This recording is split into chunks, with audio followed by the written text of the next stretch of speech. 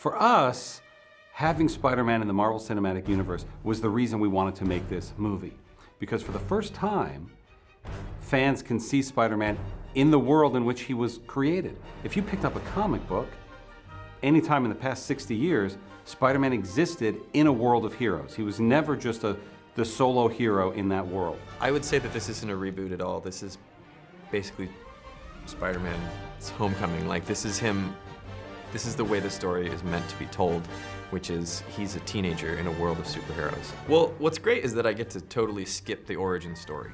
So I just get to jump right into the fun of being Spider-Man. And giving Spider-Man a goal, and a goal that he's never been able to have before, and that goal is ultimately to become an Avenger.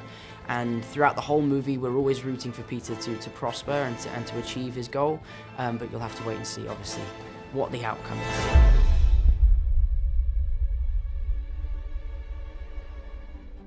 I got the call first from Marvel, and then from Sony, and it was top secret. And they were like, "Where are you?" And I said, "I'm in a cab."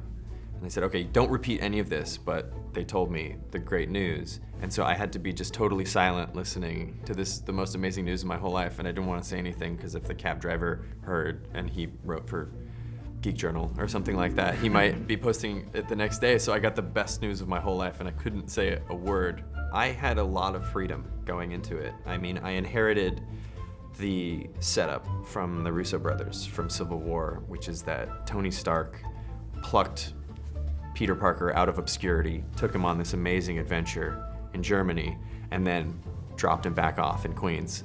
And after that, it was up to us to do whatever we want. The first time I wore the Spider-Man costume was a little disappointing because I was cast in Civil War. 3 or 4 days later, I flew to Atlanta to start shooting, and I had to wear my stunt double's costume, and he was much bigger than I was.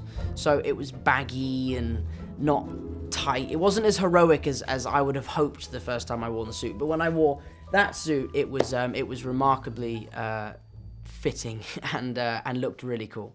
I mean, in the same way that I wanted Spider-Man to be sort of our ground level superhero, to show you what it's like on the bottom floor of the Marvel Universe, I wanted to show what a supervillain would look like if they started out in this real world, in this bottom level of the universe. So that's how we ended up with the Vulture, you know, being this guy sort of scavenging over the parts from all the crazy battles that have happened in the other movies and using that to sort of build himself up as a supervillain from the ground level.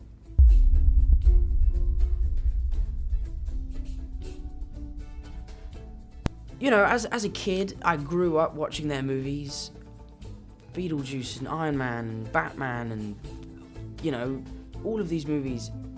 And the fact that I can now call them friends and colleagues is bizarre to me. Like, it doesn't seem real. I love both of them. They're both great guys. I got to work with Robert a lot on this movie. And I was so lucky that he was up and willing to come on board with this movie and to help us out. And I'm so happy that he was with us, and I loved getting to know him more. And I can't wait to do so in the future. I think things will be very different. We're in production right now on Avengers 3 and Avengers 4 with Spider-Man in it as well, which is a great fun for us. And those are very big movies, and they will be our Avengers 4 will be the 22nd film we've made in our Marvel Cinematic Universe. And a lot of very big things will change in that movie. So what happens after that? There'll maybe be another Spider-Man movie. If people go to see this one, we'd like to make another one with Tom Holland, who we think is the best Spider-Man there's ever been, and a Guardians 3. Where we go from there, we'll see. It's a long way away.